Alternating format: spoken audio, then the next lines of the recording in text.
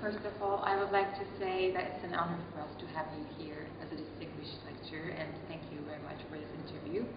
So, may I first ask you to provide us with a brief information about the concept of jurisprudence or philosophy of law and its role in the legal education in universities, and how does philosophical thinking contribute to the education of law?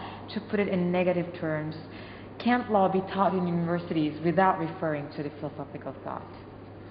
Yes, I mean, law can be taught without doing any philosophy of law at all, and you can learn how to be a perfectly competent professional lawyer without ever thinking about these philosophical questions. But I think if you're taught law that way, you're really just a kind of conveyor belt for assumptions that have been inherited uncritically. And I think that lawyers who've learnt law in that way are often incapable of dealing with the sort of fresh problems that in periods of critical change legal systems tend to be confronted with. So, particularly at present, I think with the world being confronted with a multitude of new legal political problems that we've never had to address before, I think it will be a very sad thing if we can't have a legal profession that really has the appropriate intellectual background for addressing some of those questions. And I think if it hasn't got any background at all in philosophy of law, then it won't really be competent. Okay, thank you. And actually my second question is very related to the first one, and it's regarding the legal practitioners. I'd like to pose it in any ways, but if you don't have anything to add, like some lawyers claim that legal philosophy is not indispensable for resolving the practical problems of a legal nature. So what do you think of this proposition? Do you think it is indispensable for each legal scholar to have a knowledge of legal philosophy, regardless of the area of law she or he is specialized in? So, anything you want to add, or the first answer is also relevant? So. Okay. Well, it depends really what exactly they're doing and the sorts of problems they're dealing with. I'm sure that some legal problems are simply technical problems about working out the relationship in between various statutory provisions. Mm-hmm. And they can be resolved in a way that does not require you to decide in between various sets of background assumptions about law that might otherwise inform legal thinking. But whilst some legal problems can be resolved in that sort of way, there are also always going to be legal problems that can't be resolved that way, that raise much broader questions about the relationship between legality and say, justice, or about what exactly we mean by legality. What exactly is a judge's duty, for example? The answers to these questions are by no means clear. And so, surely these are questions that we would expect members of the legal profession to be able to address intelligently and thoughtfully, and they're far more likely, I would hope, to address those issues intelligently and thoughtfully if they have some background in philosophy of law. Okay, thank you. And actually, my other question also related directly to your answer now. So how should legal scholars demonstrate the relationship between law and concepts such as legality, liberty, independence, and justice while teaching in universities? That's my question. Well, they need to have a sound understanding of the relationship in between these different ideas like legality, justice, liberty, and so on. And of course, for me, a sound understanding means an understanding reflecting my opinion on these matters. However, I think the important thing is that they should be aware of the range of opinion that has evolved through the philosophical debate. They should be aware of the way in which philosophers have approached these questions. They should be aware that they are indeed profound philosophical questions that in their way go right back to the origins of Western civilization. We'll find these issues being discussed in ancient Greece, and they have a continuous history right up to the present day. It seems to me an outrage if those people who are charged by society to address these problems, namely judges and lawyers, really know nothing whatever about that intellectual tradition of which they are the heirs, because if they know nothing about it, they can't pass the heritage on to a future generation, and in that way we'll all be profoundly impoverished. What should be done within the context of legal education in order to prevent that prospective judges render arbitrary decisions in the future? I think that there needs to be, within law teaching, a much more rigorous emphasis upon the effort to try and articulate a systematic body of doctrinal principles, rather than having a form of law teaching and legal writing that simply aims at expounding fairly low-level detailed rules, making rather journalistic commentary on recent cases and so on.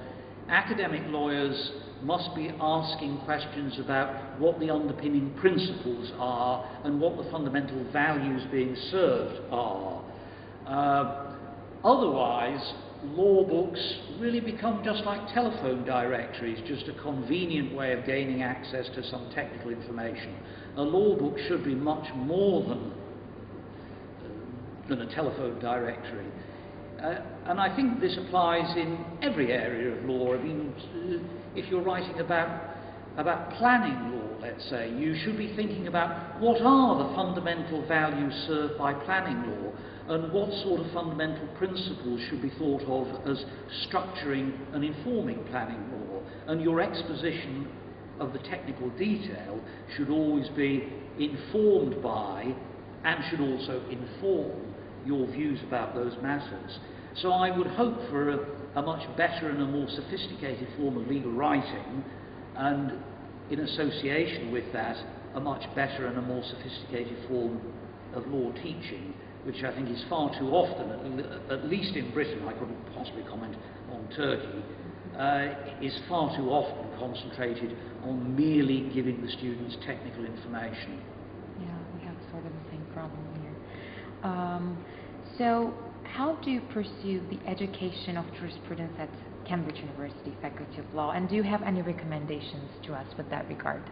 Oh yes, well I have a recommendation for Cambridge University, in fact, which is that Cambridge University should make jurisprudence a compulsory part of its law course, because at present it's merely an option which the great majority of Cambridge law students choose not to study. And I think that no one should receive a law degree from a great and famous university who has not studied jurisprudence. And I would make exactly the same recommendation to all Turkish law faculties, that this should be thought of as an essential foundation for legal study and an essential prerequisite for a law degree. Okay, thank you. And how do you evaluate the effects of the jurisprudence courses you lecture at Cambridge University? Like, is there a method you pursue to assess the influence of the education of legal theory?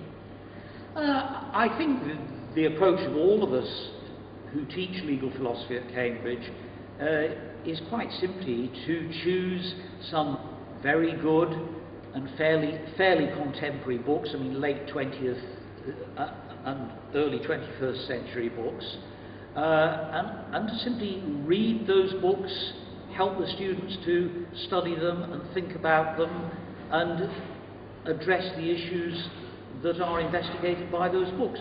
So I'm thinking about things like Hart, Dworkin, Rawls, Lon Fuller, I think it's by studying these great modern classics of the subject that you really acquire a deep understanding. So it's a very simple approach. Another question not related directly with the law, legal education. So where do you see the place of politics in legal education? Oh, first now legal education. And do you think legal education should be refined from any political approaches? Right. Well, the word political is always a rather hazardous one, because in popular speech it's often equated with party politics. And clearly we need to avoid using the teaching of law or the teaching of legal philosophy as some sort of instrument of party politics. I think we should be trying to address issues which are more fundamental. But in a broader sense, I would say that philosophy of law is really just a branch of political philosophy, and that in understanding philosophy of law, we're really trying to understand some of our central political values: justice, legality, equality, human rights, freedom. We're trying to understand those values and how they interrelate. When we come to understand those values properly, I think that we will come to see that legality, itself an enormously important value, indeed I might even say the central value of liberal democracy, requires that the law should be an orderly body of principles which have some degree of independence, at least, from the variable moral viewpoints that one might otherwise hold and that the citizens within a liberal democracy might hold. So I think in coming to understand these fundamental political values properly, we come to see how important it is that law should have a kind of autonomy and integrity of its own, and that legal studies should have a firmness of structure and a discipline that it will not possess if we continue to teach it in the rather unsystematic, purely technical way that I mentioned earlier. And what is the relationship between the idea of law and democracy? Like, where do you see the place of democracy within this idea? Okay, well, I take the view that the idea of law is in part the idea of a set of conditions within which we can have a degree of freedom as independence from the power of another that we could not otherwise possess whilst living within a human community. So the idea of law is the idea of that highly distinctive value. Now, the protection of that same value can be deepened and extended by democracy. So democracy is like an extension, a deepening of the same value that is protected by the rule of law. And I infer from that that if you believe in the rule of law, then you may also have good reason for being a democrat. But at the same time, I think it shows us that democracy without the rule of law is not really a value at all. It's merely mob rule. So democracy cannot compete with the rule of law. These are not two values that can clash and compete, because the minute that the value of democracy starts to clash with our idea of the rule of law, it forfeits any value it might otherwise have. So the rule of law is always the priority here. Okay. So now I would like to refer a little bit to your book, Law as a Moral Idea. Here you refer to the concept of law as an intellectual archetype to which actual instances of law merely approximate to various degrees. And how could this archetype, do you think, become closer to, and are you optimistic with regard to the realization of this archetype someday in the future? And what would you advise to legal practitioners and scholars to pursue such approximation? Okay. Well, I'm not a natural optimist.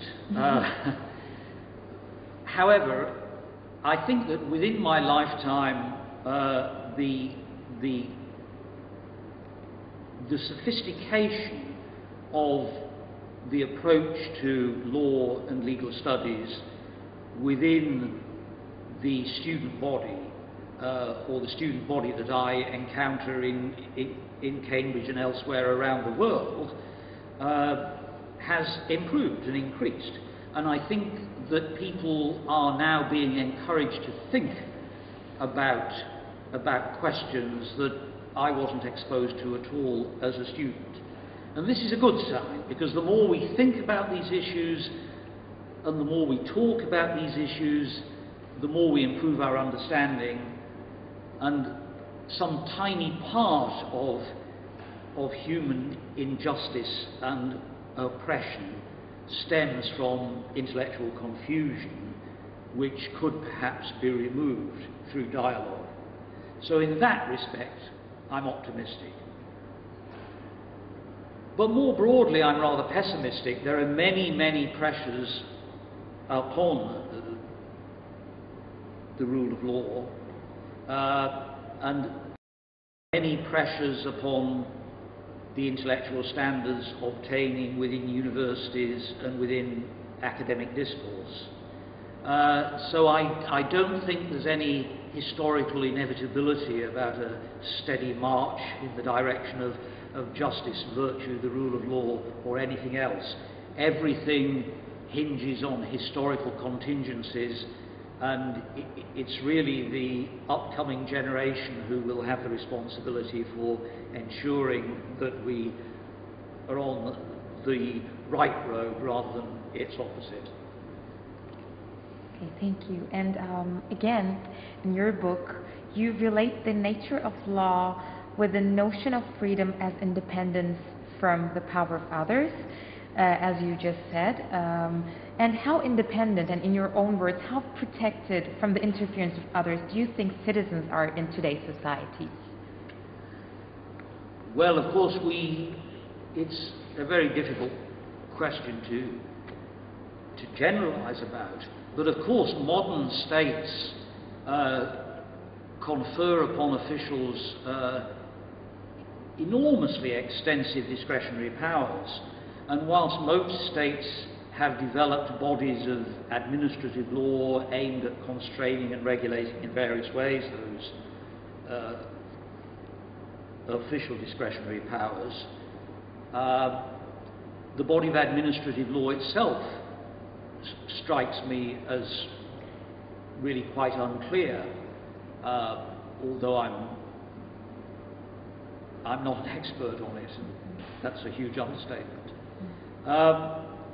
So clearly there is an enormous problem here as the regulatory welfare state has become more and more powerful. We've also got further and further away from the rule of law. And there may even be a fundamental conflict in between the idea of the regulatory welfare state, a state which is intruding into private life on many, many fronts and conferring great discretionary powers on state officials on the one hand and the rule of law on the other. So there may be a very, very fundamental problem there.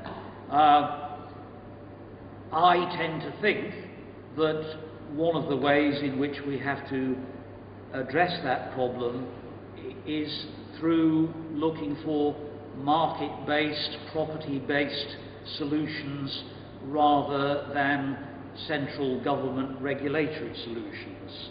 But I mean, that is no more than a very vague agenda and a question mark over a huge problem.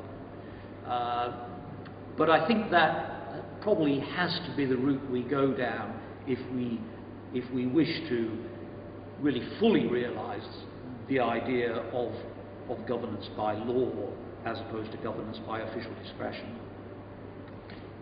Okay.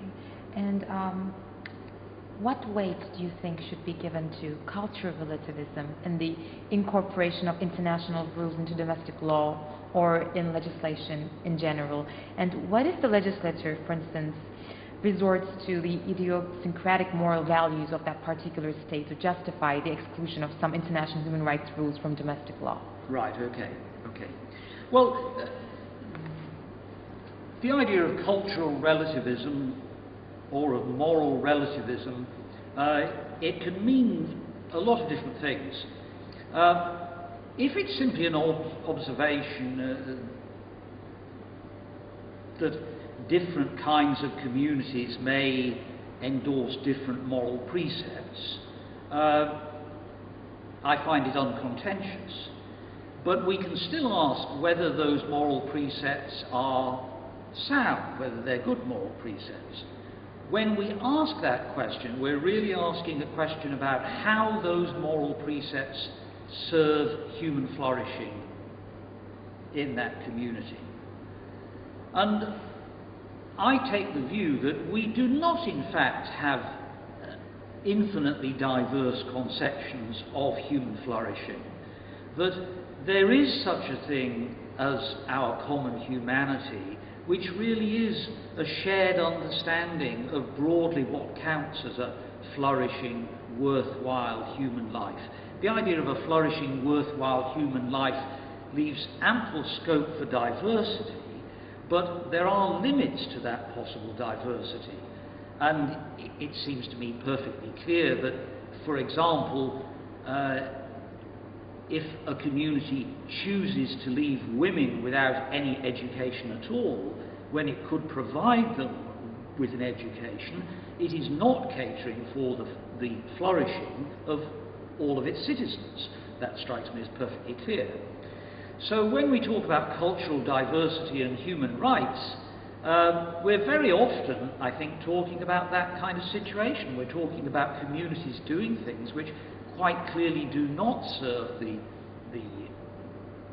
flourishing or the well-being of their citizens, and therefore I think that activities of that kind should not be justified by an appeal to cultural relativism, because although there is such a thing as cultural relativism, it simply does not obtain at such an extremely fundamental level. At that level, we have a common humanity, we have shared ideas about human flourishing, and as an expression of that, we have ideas of human rights, which are, of course, for that very reason, growing ever more influential.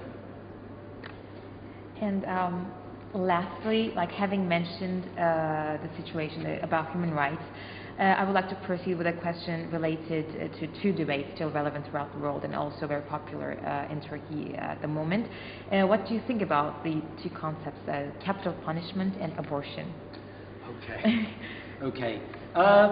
Well, capital punishment, I can't see much of a case in favour of capital punishment.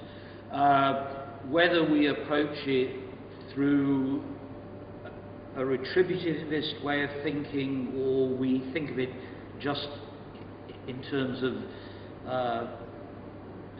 of more utilitarian, aggregative goals, I don't really see there's much of a compelling case for it. I endorse many of the quite conventional views about it, that it can have the effect of glamorizing the crimes involved and all sorts of other adverse consequences. So capital punishment, I've got a clear opinion on. Abortion, well, I do feel somewhat more divided here, but if you're asking me to just articulate my broad overall overall sympathies. I do tend to really favour the woman's right to control the integrity and autonomy of her own body. So, I mean, I do tend to have much more sympathy for what very crudely we call the pro-choice camp rather than the pro-life camp. Although I do fully accept that it is a difficult issue. But I think it would take a lot before I would be persuaded that there was any convincing case for making our laws on abortion more restrictive of a woman's right to choose than they currently are. Thank you so much, Professor. This was all, and thank you very much for your answers. Okay, thank you. Thank you.